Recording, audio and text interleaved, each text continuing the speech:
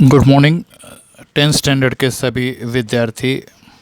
फिर से हम आपका स्वागत करते हैं। आज विज्ञान भाग 2 इस विषय के पढ़ने का पाठ नंबर 6 इसके द्वारा हम प्रारंभ कर रहे हैं, प्राणियों का वर्गीकरण। और प्रारंभ में मैं आपको बता दूं कि इसके संदर्भ में कुछ रिक्त स्थान मैंने दिए हैं, जोड़ियां बनाओ मैंने दिए हैं, साथ में पूछो मैं कौन हूँ ये प्रश्न मैंने दिया है।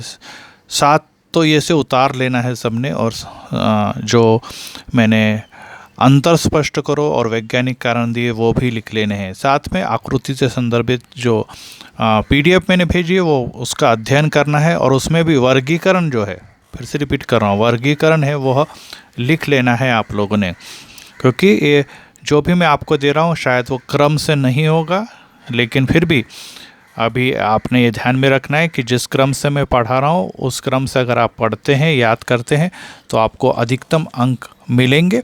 किताब के क्रम को आप ध्यान में न लाएं, क्योंकि सभी को मालूम है कि पीछे जो पूछे गए प्रश्न या स्वाध्याय उसमें से कम, और विज्ञान में बीच के पाठ अधिक पूछे जाते हैं। तो इस प्रकार से हम ये नए पाठ का प्रारंभ करने जा रहे हैं, प्राणियों का वर्गीकरण। तो इसके अंतर्गत 3 बातें हम पढ़ेंगे।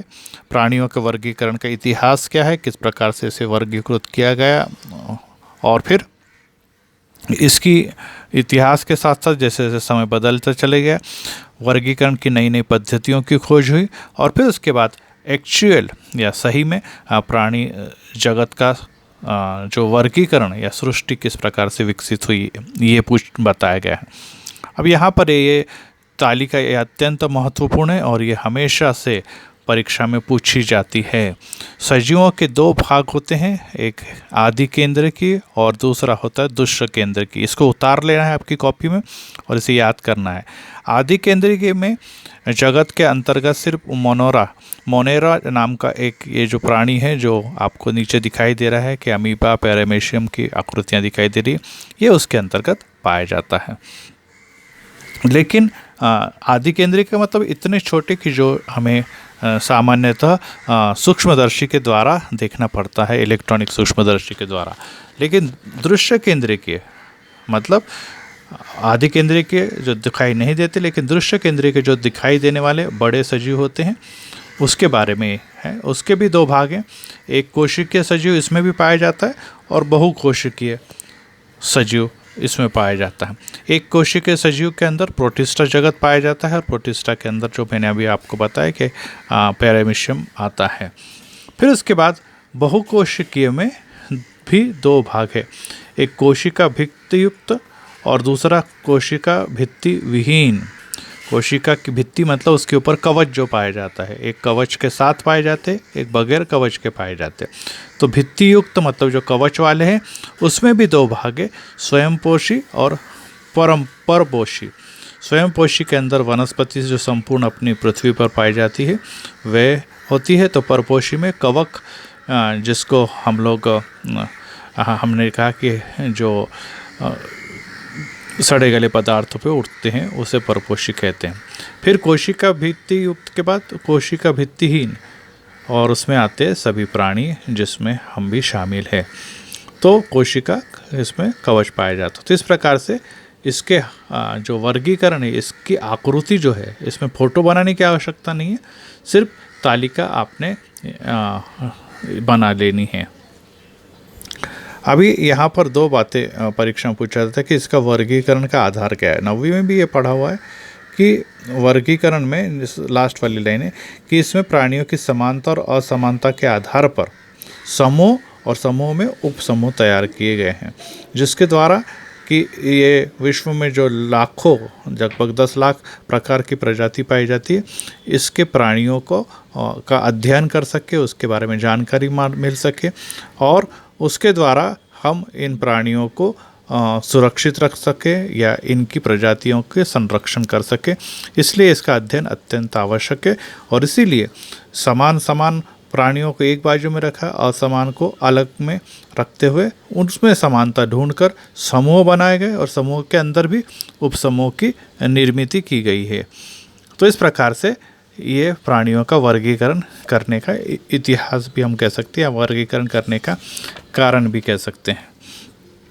अब इसके अंदर ये वर्गीकरण के लाभ क्या है, परीक्षा में कई बार पूछा था कि वर्गीकरण के लाभ क्या है, ये भी आप अपनी कॉपी में उतार लेंगे। ये है किताब के पेज नंबर 62 पर जैसा लिखा है वैसे उतार लेना है। सन 2019 में पूछा हुआ सवाल है, मार्च में। पहला लाभ ये है कि वर्गीकरण का अध्ययन करना आसान हो जाता है। प्राणियों के वर्गीकरण के द्वारा प्राणियों के अध्ययन करना आसान हो जाता है। कैसे हो जाता है ये अपन यहाँ पर देखेंगे कि इसके अंदर समूह और फिर उसके बाद जगत, उपजगत, फिर संघ, उपसंघ, और इसके द्वारा इनके समान प्राणी एक ग्रुप में रखकर उनके विकास का, उनके संचलन का, उनके जीवन का अध्ययन कर सकते हैं। नंबर 2, एक ही समूह में सीमित प्राणियों का अध्ययन किया तो समूह के सभी प्राणियों के विषय में जानकारी प्राप्त होती है।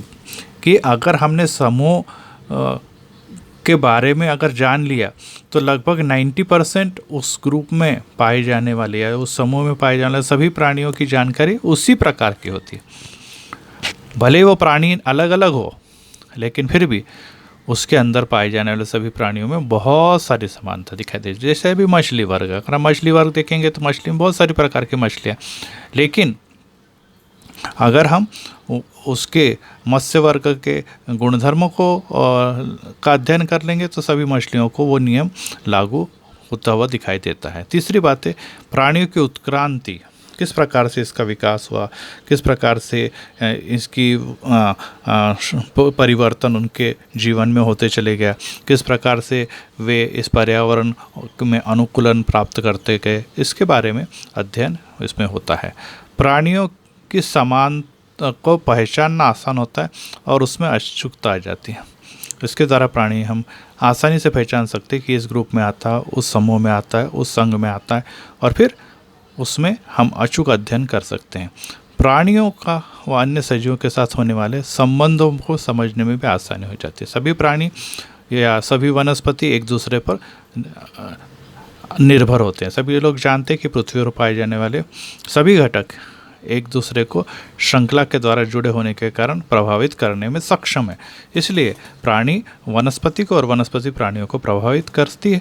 तो इसलिए ये भी पहचान उस मदद संबंध हमें पहचाना जा सकता है। प्रत्येक प्राणियों में अधिवास मतलब जहाँ पर वो रहते हैं, प्रकृति में उनकी निश्चित स्थान के बारे में मदद मिलती है। सभी प्राणी महत्वपूर्ण हैं, लेकिन कुछ प्राणी अति महत्वपूर्ण हैं। तो उनके प्रकृति में स्थान क्या है, उसके बगैर या उसके उपस्थिति या उसके बढ़ने से, उसके कम होने से किस प्रकार से इस प्रकार की श्रृंखला में परिवर्तन हो सकता है, इसके बारे में उस जानकारी प्राप्त होती है।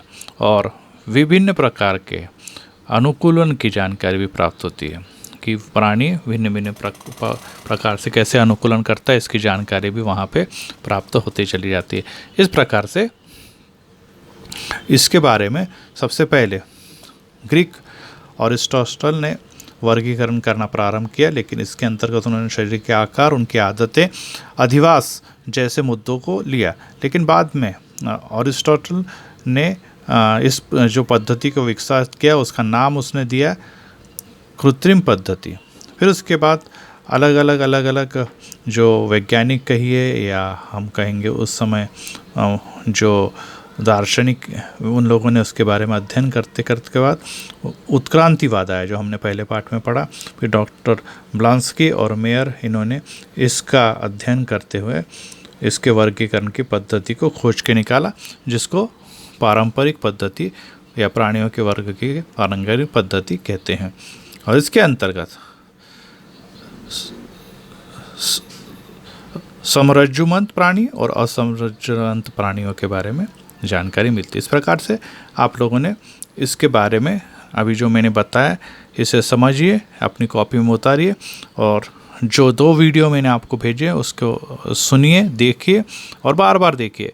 ये पाठ सबसे महत्वपूर्ण पाठों में से एक है। अगर आप इस पाठ को अच्छी तरह से याद करते हैं तो अच्छे मार्क मिलेंगे, परंतु ये पाठ पे अगर आप ध्यान नहीं देंगे तो कठिनाई आपको अंक लाने में हो सकती है। ये पाठ अभी टर्मिनल परीक्षा में भी पूछा जाने वाला है, इसलिए इस पाठ को आपने गंभीरता के साथ पढ़ना है और ध्यानपूर्वक पढ़ना है, क्योंकि इसमें कन्फ्यूज़न बहुत सारा है और बहुत सारे प्राणी एक साथ आपको पढ़ने को मिलेंगे, परंतु ये मनोरंजक भी है और जानकारी युक्त भी है। परंतु मेहनत इस पाठ पर ज़्यादा करनी पड़ेगी, क्योंकि ये परीक्षा की दृष्टि से इम्पोर्टेंट है। थैंक यू और god bless you. Chauhan sir, BT Shah ने।